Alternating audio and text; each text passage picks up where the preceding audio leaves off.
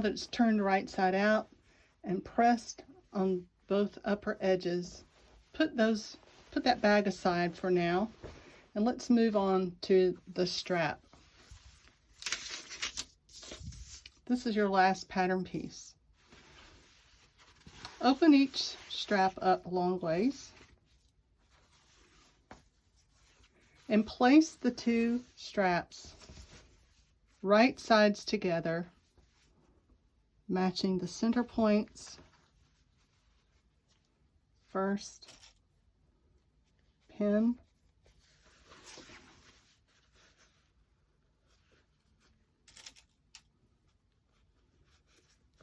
then move along to one end, match those. Now there's a small dot here as well. If you look on your pattern piece, you should have marked a small dot. Since I put the whiting on this, I don't see the small dot, but I can just line it up to the pattern piece again and mark it. This is going to be really helpful. Just like so in the body of the bag, we need the small dot here as well. So that's been sufficiently marked. So again, like we did on the body of the bag, let's line these edges up and put 2 pins for the small dot, just so we remember that's our starting or stopping point. And then pin along the long edge.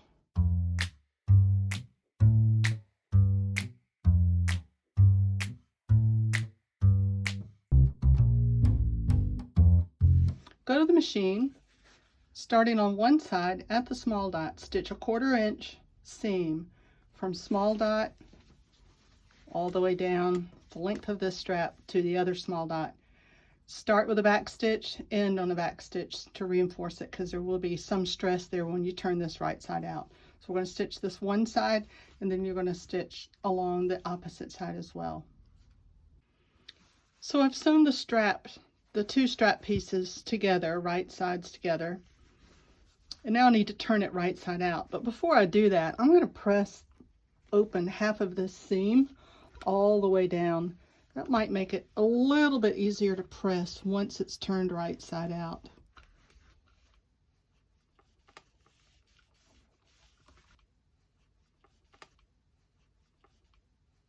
Now we're going to turn this tube, which is really the strap, and turn it right side out.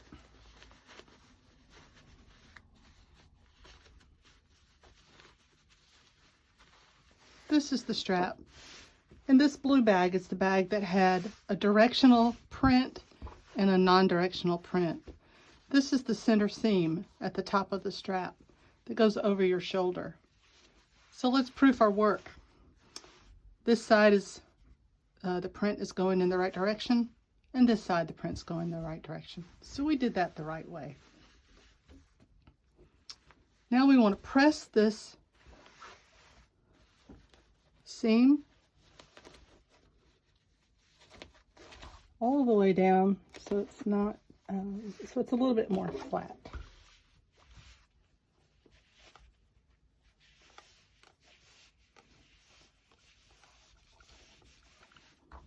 So we've stitched the strap pieces together, and we've turned them right side out and pressed them. Now is the time to decide if you would like to insert a magnetic snap enclosure or a magnetic snap. It's not necessary, but you may prefer that extra bit of security knowing that your bag is somewhat closed. To do this, we need to insert it through the open end of the gusset, but first we have to find the center of this area. The easiest way to do that is to fold it in half, matching the points where the gusset and the body of the bag meet. And pull that top part of the bag. I know this looks confusing, but pull the top of the bag out. Pinch that, and that's the center. Just mark it with a pin.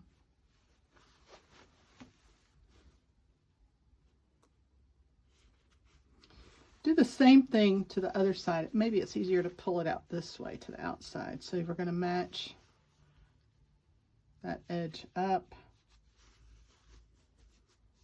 Pull this out. Mark it with a pin.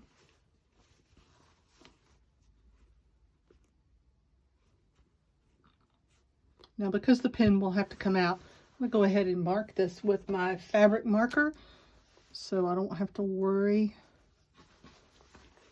about that pin coming out and losing my place. Now you can take the pins out. Take one of the magnetic pieces. You'll notice that it's encased in a piece of plastic. We're going to stitch around on this plastic, through the plastic to adhere it to the bag. But we need to slide it inside. So go to one open end of the gusset, hold the magnet with your thumb and forefinger, and scoot it along to the inside until you get to the center of the bag. So I can feel it in there. You want to place the edge of the plastic about 1/4 of an inch away from the top edge, because later we're going to top stitch this and we don't want the magnet all the way to the top. I'm putting my fingernails there to find the edges of the magnet. I'll pin it now. I just felt it move.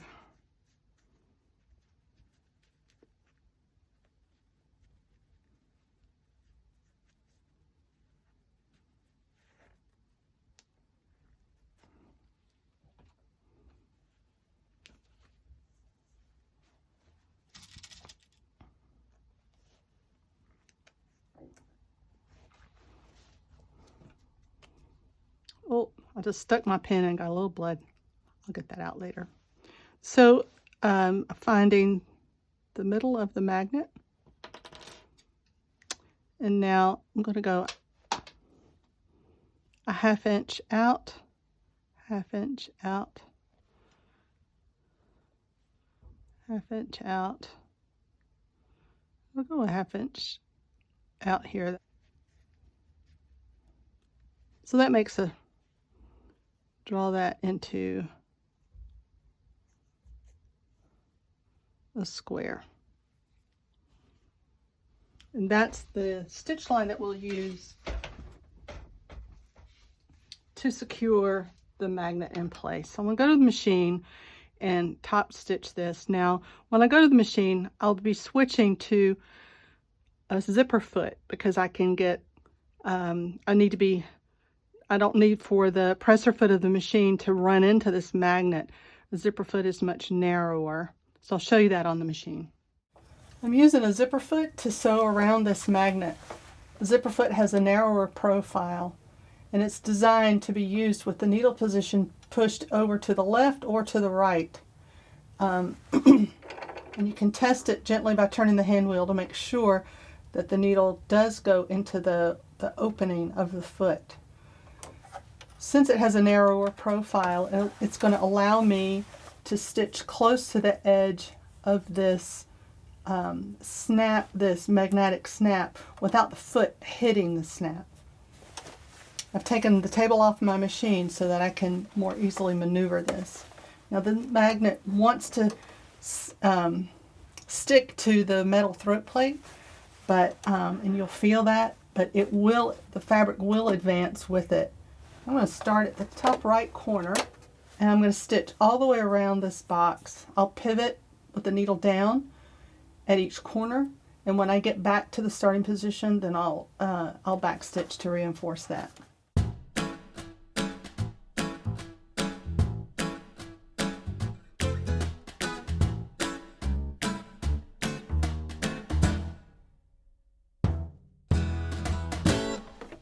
That's one half of the magnetic snap. I'm going to move to the opposite side. I've already got this one pinned in place. I'll do the same thing. The magnetic snap has been installed on both sides of the bag. The strap has been sewn together and turned right side out and pressed. Now we need to attach the strap to the opened ends of the gusset. You want to make sure that like fabrics are matching. And I have this turned so that the fabric that has the wadding on it is on the inside. I think this makes for an easier construction. Of course, when you're carrying the bag, you can still turn it to the other side and it's fine. So with the wadding to the inside of the bag, take one end of the strap and place it right sides together, matching the fabric design and placing these open ends together so that the raw edges meet. Now we're just pinning the part that has the wadding for now. Put a pin on one side, scoot around to the other side here, make sure those edges meet, the top edges meet, and pin.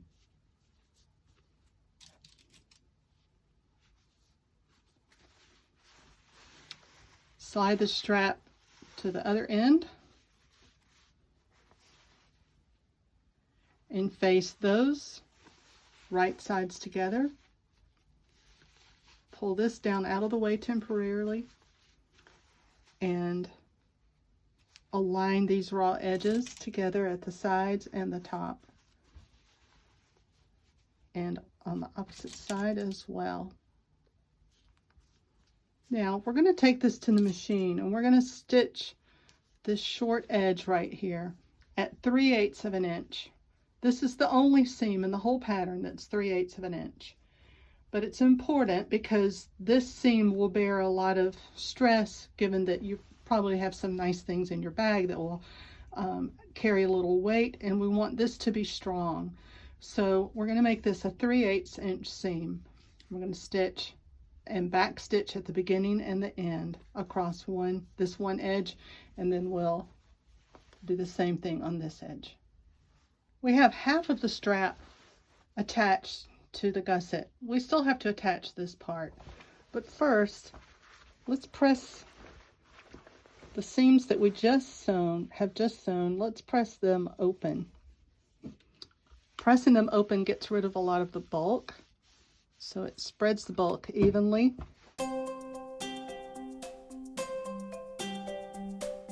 And now we're going to press on the wadding side.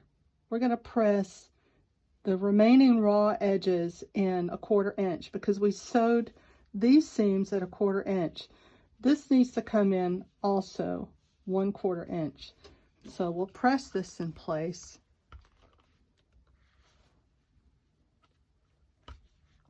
As best you can.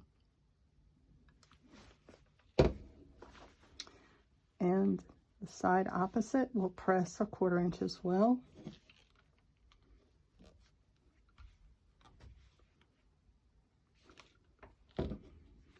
And now this remaining flap that's not attached, it also needs to be pressed 1/4 inch in because we're going to top stitch this over this edge. So fold it in about 1/4 inch so that it meets flush with this edge, and press that really well. I'm going to use my tailor's clapper.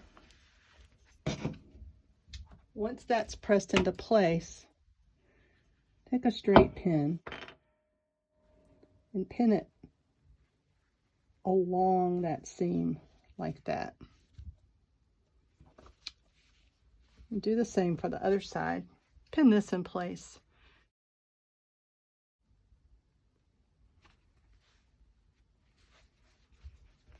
Now this remaining flap is going to come down, and we're going to press it up about 3/8 of an inch so that we can top stitch this in place. Now, but we also need to press this under the corresponding 1/4 inch and 1/4 inch. But I have found that if you angle this in slightly, a little bit more than a 1/4 inch, so that from here to here, from here to here, this part, it gets a little, the fold gets a little wider. It just provides a neater look, and I'll show you that in a minute. So while it's folded back against itself, fold these side seams just slightly angled.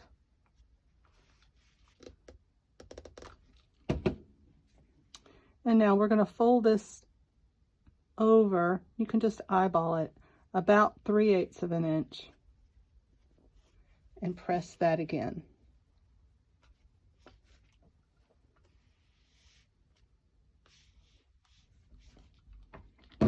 Now fold this back down, and it overlaps the underneath part, and you can see there's about a 3/8 of an inch overlap, which is great. It's exactly what we need. Now on this edge, it looks like it meets pretty well. I'm going to put a pin going this direction so I can capture the length of that seam. On this side, looks like I need to tuck in the white a little bit more.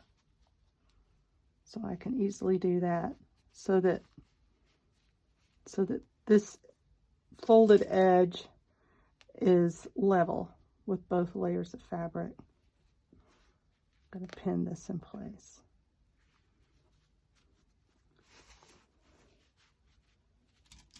I don't have to put one here, but I think I will, just to make sure, in case something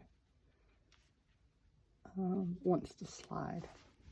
Now we're going to do the same thing on this side, but on this side we're going to add some fun. We're going to insert a label.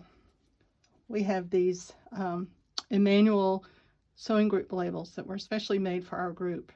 You may have your own label with your name or some kind of sewing business that you have, and why not add a label? It makes your bag more authentic and gives a special and unique look to your own bag.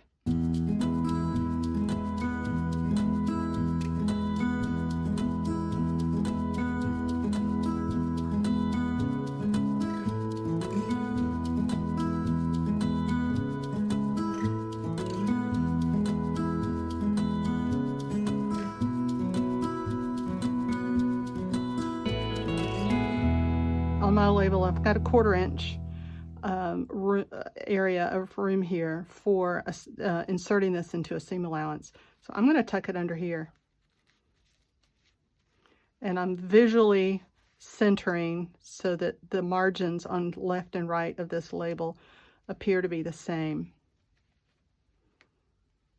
I'm also looking at the top margin to make sure it's not crooked. When I get it where I like it, I'll put a pin to hold it in place. The next step is to stitch this opening closed, and at the same time go all the way around the contour of the bag, top stitching it.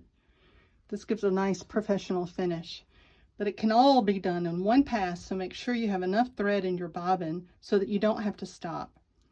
I'm going to start here and stitch across this way about 1/8 of an inch away from that fold. I'm going to go all the way this way, the length of the strap, come around the strap, and when I get to the other side where the label is, I'm going to go across this fold, encasing the label and the fold all at once, about 1/8 of an inch away. And then I'm going to turn and go back on the opposite edge of the strap all the way around. When I get to where I started, I'm going to keep going. I have to turn it over, and I'll stitch around this curved edge of the bag and around this curved edge of the bag, and then I'll end up back to the label. Stop here leave the needle down and pivot the fabric over and turn the label up and stitch right up under the label so that we get the layer of that strap again. Get to the edge. We've already stitched here. You'll see that when you get there, but then take a right turn and then come along the opposite edge of the bag. Go all the way around this top edge, and then you'll end up eventually where you started, where you can back stitch. I've completed the stitching all around both edges of the strap and both edges of the top bag, this top curve. I did that all in one continuous seam, including inserting a label. Only two more things, and these go very quickly. One is to get all the fabric marker marks out of your bag. And sometimes you have to hit this with a good bit of water, but it does come out. Be sure that you check your seams for the marks that you made to match the pieces. Also check if you made a split pocket into like a pencil pocket. You get those marks out. And that looks like all of it. Oh, no, don't forget where you stitched the magnet in the box that you made. It needs to come out as well.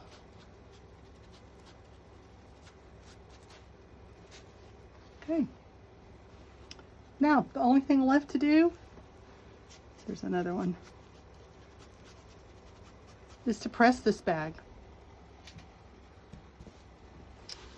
So, I'm going to lay it down like this.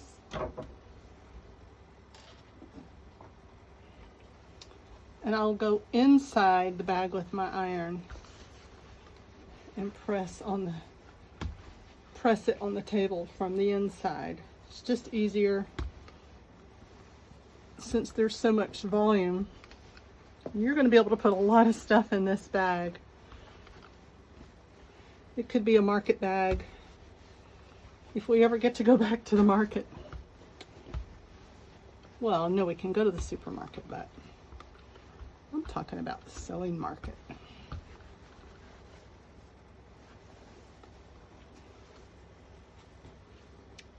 And then press the handles as well. Press this little junction where the body of the bag starts at the gusset.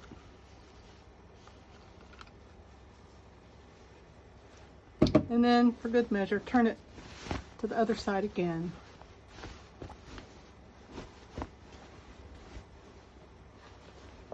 Lay it down. Just be careful of the big pocket on the inside when you iron. Press that all the way to the bottom. Flip it over. And press this side. And there you have it. A finished Hobo bag with a magnetic snap. Lots of pockets. Completely reversible. And complete with a tag. I hope you enjoy making this as much as I did. And I hope you have more fun carrying it out into the market.